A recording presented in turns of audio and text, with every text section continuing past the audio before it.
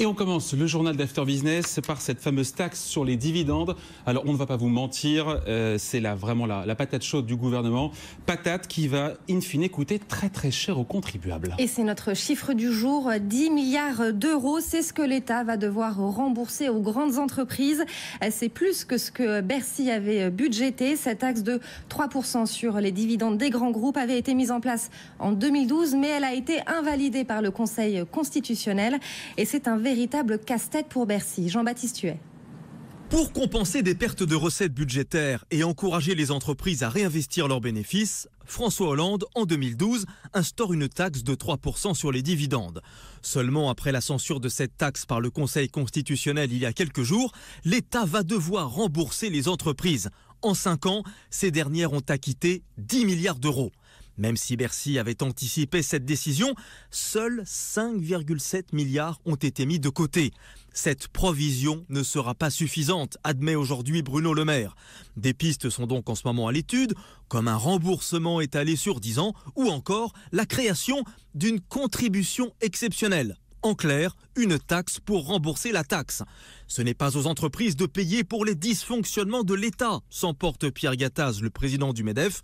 La solution retenue par le gouvernement doit être connue rapidement puisqu'elle doit figurer dans le projet de loi rectificatif 2017 qui sera présenté au mois de novembre. Et à l'issue du Conseil des ministres, Christophe Castaner a critiqué l'amateurisme juridique du précédent gouvernement sur le dossier. On l'écoute. L'amateurisme juridique a conduit à faire le plus grand cadeau fiscal qu'on ait jamais fait aux grandes entreprises de ce pays.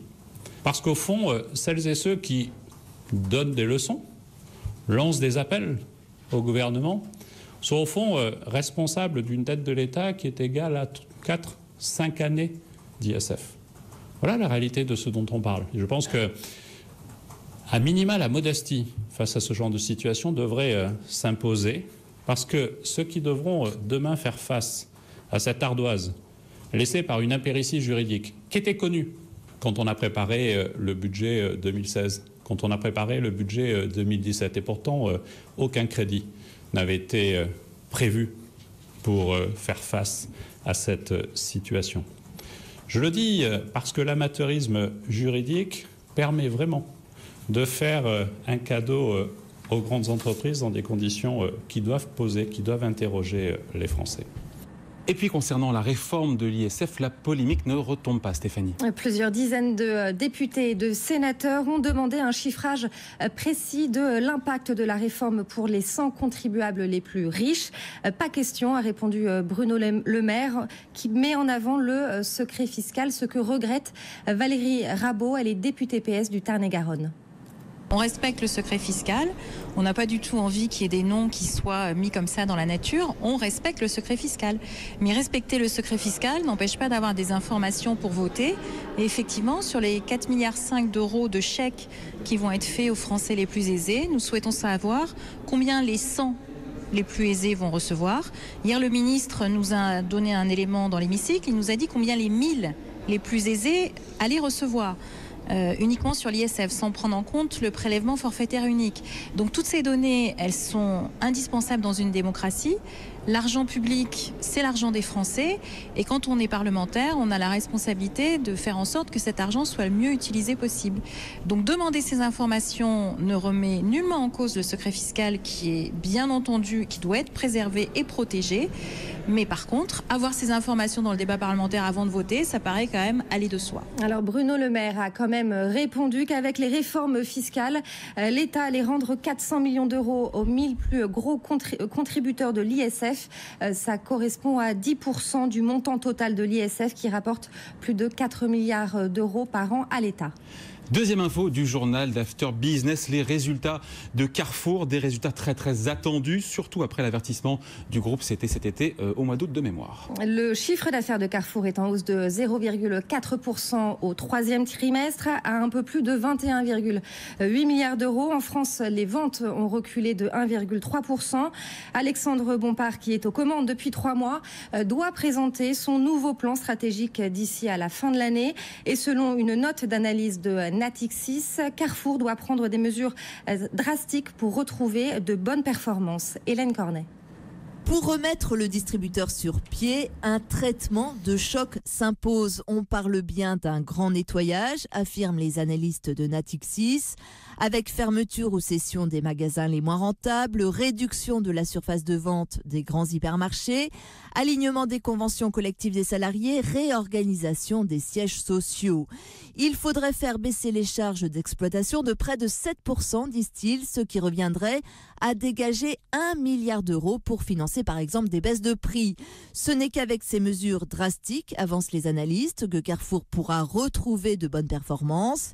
Ils sont tellement persuadés qu'Alexandre Bompard n'a pas véritablement d'autre option qu'ils ont d'ores et déjà relevé leurs recommandations sur le titre. Alexandre Bompard préfère lui parler de transformation et non pas de restructuration. Alors sur quel levier peut-il jouer? Pour Rodolphe Bonas, directeur général de CEACOM, il y a 4 chantiers majeurs. Le premier, c'est bien sûr de se poser la question de la croissance en France. Il faut savoir que la France, c'est le premier marché pour Carrefour. Et à l'intérieur de la France, il faut bien distinguer les 2 parties que sont à la fois l'activité des hypermarchés, qui pèsent pour quasiment 50% de ce chiffre d'affaires en France, et puis les autres formats que sont super et proximité. Et on sait que les hypermarchés souffrent. Eh bien, le premier chantier, c'est redresser, relever la tête, redynamiser la dimension des hypermarchés. À l'international, Carrefour a un dossier dont il va falloir s'occuper, c'est bien sûr la Chine. Savoir est-ce que la Chine, on continue, on accélère, ou bien la Chine est un marché qui est trop avancé sur le digital et donc du coup les acteurs traditionnels auront plus de mal à rattraper le retard. Le troisième dossier, bien sûr, ce sont toutes les synergies opérationnelles, à la fois des synergies à opérer à l'intérieur des pays, c'est-à-dire à la fois sur la zone Asie, Amérique du Sud et bien sûr sur la zone Europe, mais aussi des synergies opérationnelles à opérer à l'intérieur même de chaque grande zone, c'est-à-dire que à la fois la Pologne, à la fois la France, à la fois l'Espagne puissent arriver à créer des synergies opérationnelles aussi bien dans la structure des achats que dans le développement commercial. Donc là, il y a vraiment un travail à faire en termes de synergie opérationnelle. Et enfin, le dernier très gros chantier, bien sûr, c'est la part du chiffre d'affaires numérique de Carrefour, aujourd'hui qui est à peu près d'1 milliard d'euros de chiffre d'affaires. Mais on sait en même temps que c'est une formidable marque qui a des dizaines de millions de clients en base de données. Et là, pour le coup, il y a sans doute un accélérateur de valeur à créer. Allez, troisième info du journal d'After Business. On vous parle du MIPCOM, c'est le grand rendez-vous international des professionnels de la télé qui se poursuit à Cannes. Et c'est un secteur, Stéphanie, qui fait lui aussi sa révolution digitale. Exactement, il y a Netflix qui a fait évidemment beaucoup bouger les lignes, mais la production aussi se met au digital avec l'utilisation de logiciels de plus en plus performants qui permettent de produire plus vite et moins cher, notamment dans les dessins animés et l'animation 3D. Démonstration avec notre envoyé spécial à Cannes, Simon Tenenbaum. Les gains de productivité, c'est quelque chose qui existe aussi en télévision. Grâce à la technologie, on peut produire plus vite et moins cher. Wonder Media, une société belge qui est aussi basée à Los Angeles, a créé ce logiciel d'animation en 3D qui fonctionne en temps réel. Pas besoin de passer des heures pour animer les personnages. Des milliers de mouvements ont été préenregistrés par ce logiciel et je peux donc discuter en live avec un personnage en 3 dimensions. Alors Jimmy, est-ce que tu connais BFM Business ? Bien sûr que je connais BFM Business. Et tu aimes l'économie ? Bien sûr que j'aime l'économie parce que si je peux dire une chose, sans l'économie, il serait impossible de manger des bananes.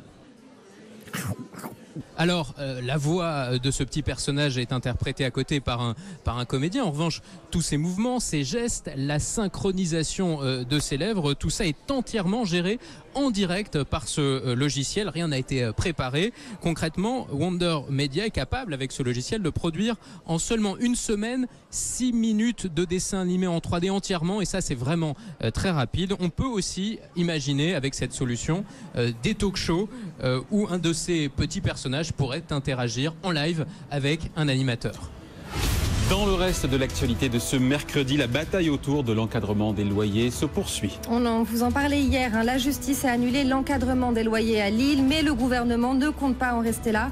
Le ministère du Logement fait appel de la décision du tribunal administratif, un appel qui est suspensif. Du coup, pour l'instant, l'encadrement des loyers va se poursuivre.